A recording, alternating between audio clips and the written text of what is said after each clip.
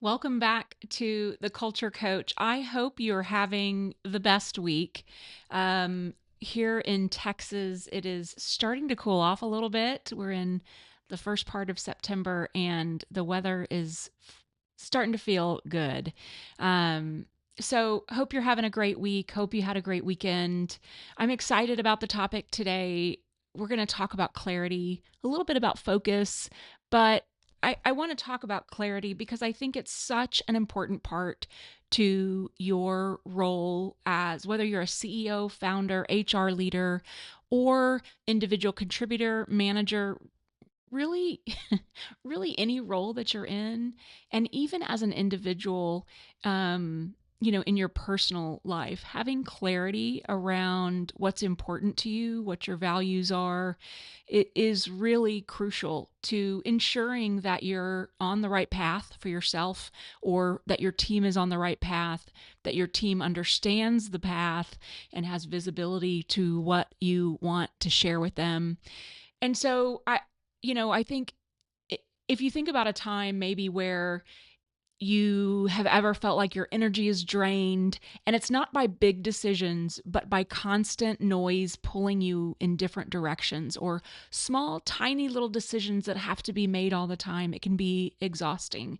It's the same way that people talk about in order to have clarity or really have mental space is to have a clean house. So if you work out of your house, you know what I'm talking about. When things are messy and cluttered, it kind of feels like life and work is cluttered. But if you're able to keep a clean room, or some people say, leaders make their beds first thing in the morning, right? Because it's that discipline, it's consistency, it's clarity, cleanliness. And so I relate that just because I think as leaders, when we're not clear with ourselves first about what needs to happen or where the business is headed, where we want the team to go, um, the team isn't clear, and then decision making isn't easy. So let's talk about a couple things that can really help with that. And it's not about having the perfect plan. It's not about even really having all the answers for your team, but it's about setting a North Star, about making it clear where you're headed, so that then you can create this path for them, or they can create the path to move in that direction. It's about knowing what matters most and then making it visible to your team. And so then you're not firefighting instead of leading, or having decision fatigue and reactivity, reacting to everything instead of being prepared or being able to easily make decisions. And it also can cause team misalignment. So when you're not clear, everyone is moving. Everyone is always moving, but if they're not moving in the same direction, they might be bumping into each other. And so that's why in one of the programs that I work with clients on is the tribal is the Thrive framework. And in every single situation, in every area of the Thrive culture framework, it's about creating clarity. It's about creating clarity of what your values are. That's the T in Thrive, is tribal values. It's about creating clarity in the processes and procedures. So it's that helpful processes and procedures and programs for employees is the H in Thrive. And so really the foundation is clarity, not just for yourself, but for others. One of the things I'm doing in the CEO group that I'm working with, the Empowered CEO, it's this 6-month program. It starts at the end of September. So if you haven't gotten in yet and you're interested, you can sign up now. It's culturecoachwendy.com/CEO.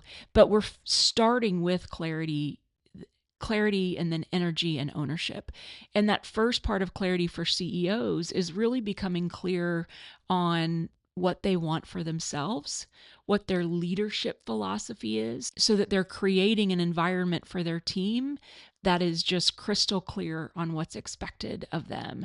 And the way that the CEO gets to that is by creating clarity for themselves. So For HR leaders, it's about getting clarity on where, if you're focused on a culture transformation, which is where I connect with HR leaders, or in larger organizations, someone working on employee experience or engagement, that clarity is about understanding where in the employee life cycle you may have opportunities for improvement in the culture. So if that's HR speak to you, I'll break it down for you. What I'm talking about is those culture touch points in the employee experience. What I mean by that is areas in the time that the employee is in your organization that they are impacted by culture.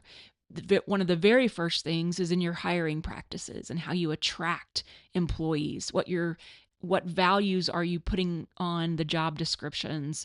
How is the interview process? Is it sticky and difficult, or does it flow easily and seamless? Is it a good customer experience for those candidates? Everything from that hiring practice to how you onboard your employees, the orientation that they get, how clear is that for them on the role they're stepping into, and how it impacts the mission of the organization. How clear is the vision of the organization? All of these things impact your culture. And so, as HR leaders, you can look across that employee life cycle from hire to onboard, perform, reward, to exit. You can look across each of those phases and say, where is it crystal clear what's expected of them? Where is it crystal clear what our culture is, what our values are, how we expect employees to behave? And where are there gaps or opportunities in those touch points for us to do better? Maybe an employee gets hired and they're thrown right into the role. There's no job shadowing, there's no handbook to share, nothing to provide clarity to that new employee. And so while you want them to get to work straight away, I'm sure it's still important to have some type of onboarding or orientation so they get clarity not only around their role, but how the organization works. So when I talk about clarity for a CEO, it's really their individual clarity and then the vision for the organization so that they can then communicate that clearly to employees. And then when I talk to HR leaders, it's really let's get clear on where are there opportunities in your culture. And if you're a small organization of 5 to 10 employees and you're the CEO or founder, you're wearing all of these hats. So you also need to be thinking about culture and where there may be gaps across that employee experience or the employee life cycle, those culture touch points. And then if you're a leader of a team or a manager of a team, it's the same thing, helping to have clarity in the vision of the organization, but then also the vision for your department or for your team. No matter how small your team, even if you just have one person that reports to you, getting crystal clear on what's expected of them is crucial. And then the piece that I'll add on to that, in addition to clarity, kind of the companion to clarity, is focus. So once you have clarity on where you're headed, you have created a vision, you understand where those opportunities are on those culture touch points, where you can do better, where there are gaps, then it's time to focus and to take action.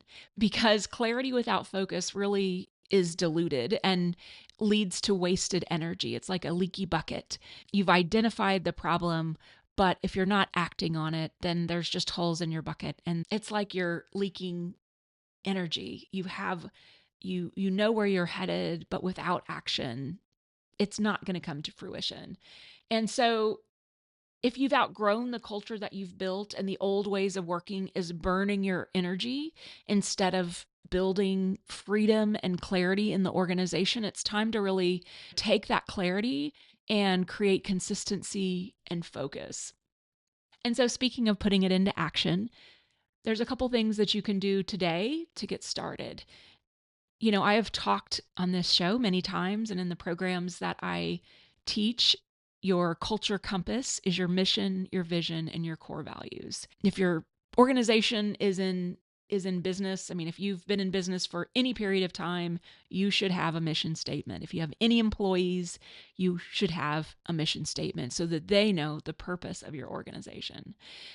You should also have a vision for the year, for the quarter, for the next 10 years, some North Star that allows employees to know where they're headed.